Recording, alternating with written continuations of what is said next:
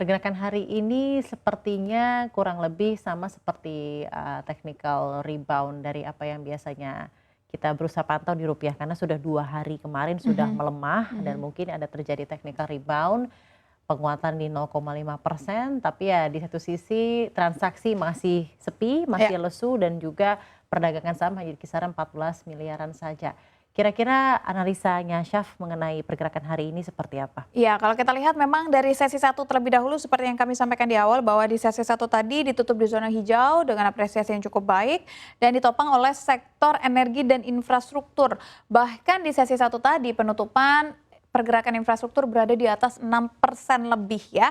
Dan IHSG memang berhasil rebound di sesi satu setelah terkoreksi selama 2 hari sebelumnya di mana karena adanya sentimen yang kembali membaik dari dalam negeri. Salah satunya adalah data penjualan retail Indonesia yang meningkat di bulan September. Meskipun secara month-to-month sedikit terkoreksi, nanti akan saya bahas juga dalam sentimen. Sementara kalau di rupiah ya kita boleh berbangga hati karena hari ini terapresiasi 0,50% ke level 6.838. Namun secara turnover memang masih cenderung bergerak tapi berada di kisaran 7 triliun rupiah di mana sebenarnya angka ini terhitung kecil jika dibandingkan dengan hari-hari sebelumnya.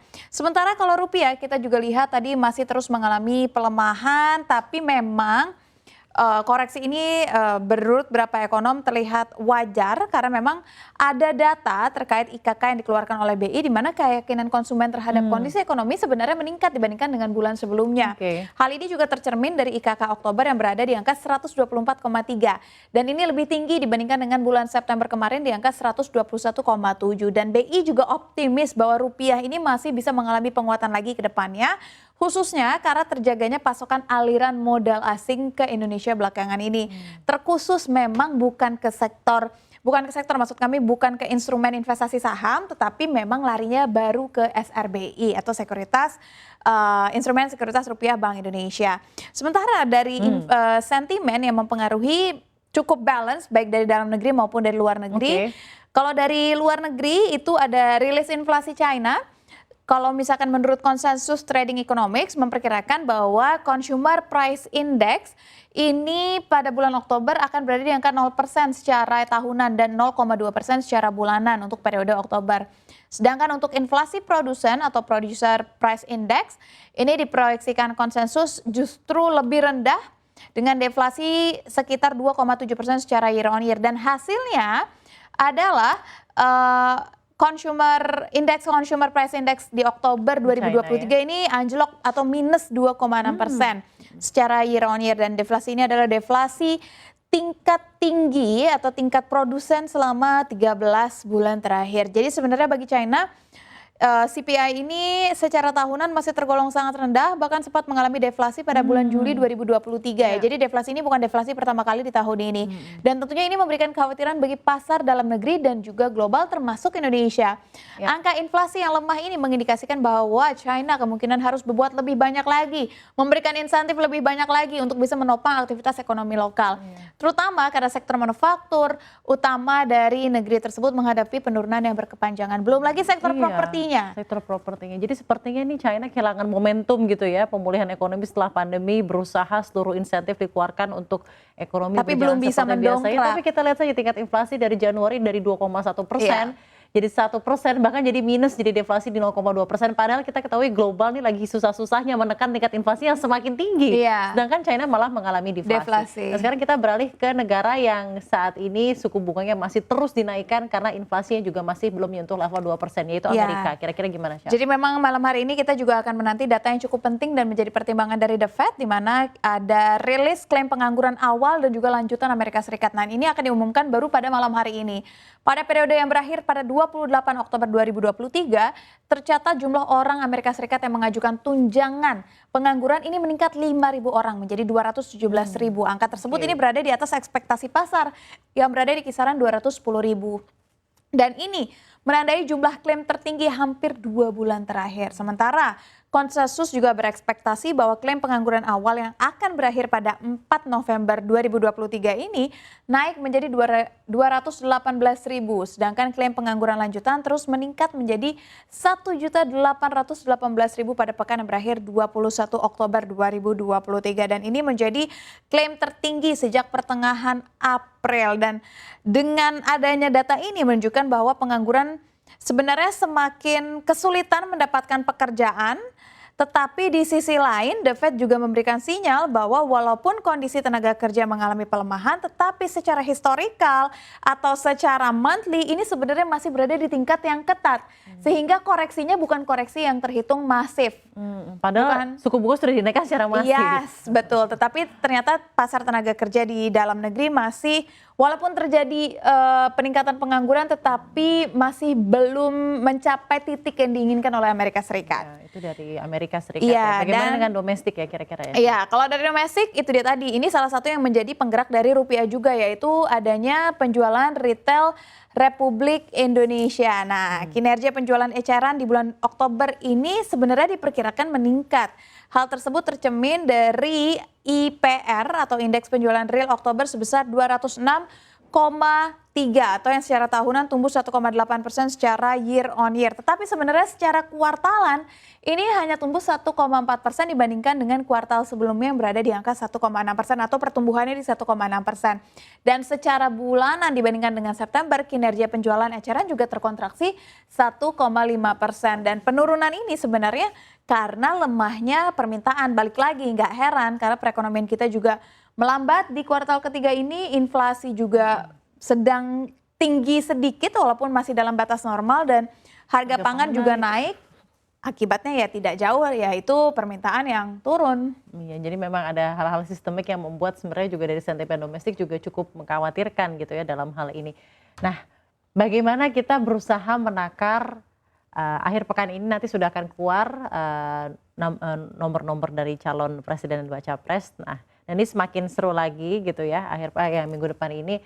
Kira-kira apakah dari visi misi ekonomi masing capres dan cawapres ini sudah ada yang berusaha menjawab kegelisahan yang ada di ekonomi Indonesia, dan bagaimana juga pelaku pasar kira-kira akan menanggapi hal ini? Iya, tampaknya memang sampai dengan akhir tahun ini para pelaku pasar masih akan terus mencermati bagaimana visi misi baik itu di ekonomi ataupun tidak yang dikeluarkan oleh para presiden. Nah, kemarin kita juga sudah mendengarkan nih pada acara Sarasehan 100 Ekonomi yang diselenggarakan oleh CNBC Indonesia, para capres menjabarkan visi misinya di bidang ekonomi ya.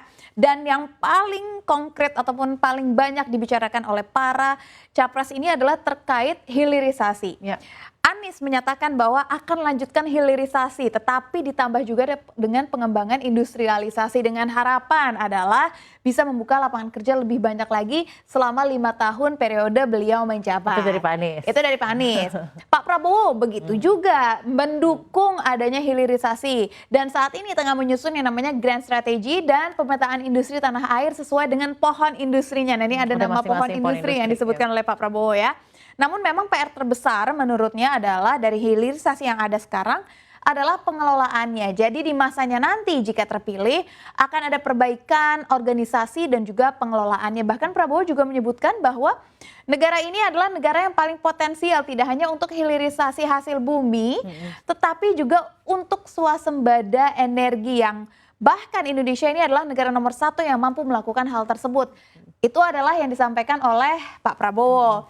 Pak Ganjar juga demikian. Ini akan meneruskan proyek hilirisasi, tetapi yang menjadi poin dari Pak Ganjar adalah kalau bisa jangan hanya ke hasil bumi, jangan hanya fokus ke nikel, tetapi banyak juga kok industri-industri lain yang bisa kita kembangkan, mulai dari perikanan ataupun kelautan dan juga perkebunan. Contoh saja beliau menyebutkan bahwa sawit kita yang biasa diolah menjadi CPO atau biofuel, tetapi beliau bisa melihat bahwa sebenarnya kelapa sawit kita tuh bisa loh diolah menjadi produk farmasi dan juga kosmetik. Jadi sebenarnya ketiga calon ini sangat mendukung hilirisasi, tetapi dengan angle yang berbeda, dengan fokus yang berbeda, tetapi tampaknya semuanya kompak akan meneruskan kebijakan hilirisasi yang penyempurnaannya saja jika memang mereka mendapatkan amanah menjadi capres dan cawapres ya dalam Iya, hal ini. dan Sebenarnya kalau saya lihat sebenarnya kurang lebih sama saja, hilirisasi industri, hilirisasi dengan pohon industri, hilirisasi tapi merambah ke industri lain. Jadi sebenarnya angle dan narasinya aja yang mereka sampaikan berbeda, tapi sebenarnya tujuannya adalah menuju Indonesia yang lebih baik menuju lagi Indonesia ya. yang lebih baik lagi ya. Ya, Intinya kita itu harapkan aja, seperti sebenarnya itu. lebih menyempurnakan apa yang sudah disampaikan ataupun apa yang menjadi program unggulan dari Presiden Joko Widodo saat ini. Nah, Seperti kita lihat itu. juga ya kira-kira nih IHSG akan berpengaruh seperti apa, karena tentunya stabilisasi politik ini juga akan berpengaruh terhadap pasar keuangan di tahun depan. Dan ya, sebenarnya pesta kalau demokrasi. hilirisasi ini benar-benar dijalankan seperti yang disampaikan oleh Pak Ganjar, jika benar-benar bisa menggerakkan sawit kita tidak hanya menjadi CPO dan biodiesel, pasti ini akan mengkerek saham-saham dari minyak itu yang ada dalam negeri. Begitu juga dengan Pak Prabowo dan Pak Anies dengan industri-industrinya masing-masing. Jadi memang akan memiliki efek multiplier yang bagus. Nah, dalam hal ini sedikit analisa lagi mengenai IHSG hari ini, bagaimana Anda melihatnya dari segi sektoral, karena kita ketahui juga harga komoditas yang sangat berpengaruh terhadap pergerakan dari IHSG secara overall, kita ketahui juga sepertinya beberapa waktu belakangan ini juga harus kena imbasnya nih, Syaf. Iya, jadi kalau kita lihat sebenarnya beberapa hari kemarin karena adanya isu geopolitik antara Palestina dan juga Israel, harga minyak sempat terkerek naik. Tetapi sudah 2 hari terakhir ini harga minyak justru ambrol terus-terusan. Bahkan WTI ini sudah turun 2 hari terakhir di 6,5%, lalu Brent juga sudah turun 6,3%, dan harga minyak ini jeblok karena peningkatan ekspor dari OPEC yang meredakan kekhawatiran tentang pengetatan pasar dan juga penguatan dolar. Sehingga dapat disimpulkan bahwa ketakutan para pelaku pasar mengenai konflik Timur Tengah yang saat ini sedang terjadi mulai mereda. Selain itu, pemulihan ekspor minyak dari organisasi negara pengekspor minyak atau OPEC juga menambah tekanan pada harga minyak. Ditambah stok minyak di Amerika Serikat juga sekarang lagi tinggi-tingginya, sehingga sepertinya negara-negara yang biasanya meminta minyak kepada negara-negara lain ini sedang menahan permintaannya, sehingga harga minyak terpaksa harus turun. Dan kita juga akan lihat bagaimana pergerakan harga minyak per hari ini ya. Sementara kalau kita lihat secara sektoral memang sebenarnya cukup terapresiasi hari ini. Energi Mega Persada hari ini terkoreksi 2,73%, El Nusa terkoreksi 0,96%. Sementara Surya Esa Perkasa, Esa dan Medco ini terapresiasi cukup tinggi di 6,14 dan 5,41%. Sehingga kalau kita lihat secara pergerakan harian, terkoreksinya harga minyak sepertinya tidak serta-merta mempengaruhi pergerakan saham para perusahaan minyak dalam negeri.